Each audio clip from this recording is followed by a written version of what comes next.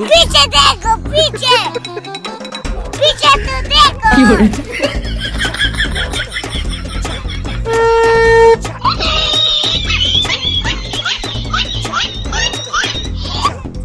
বন্ধুরা এসো ছোট্ট একটি ম্যাজিক দেখি।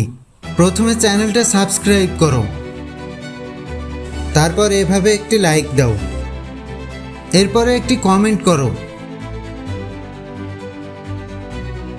তারপরে একটা শেয়ার করলেই দেখতে পারবে ম্যাজিক ঠিক এরকম।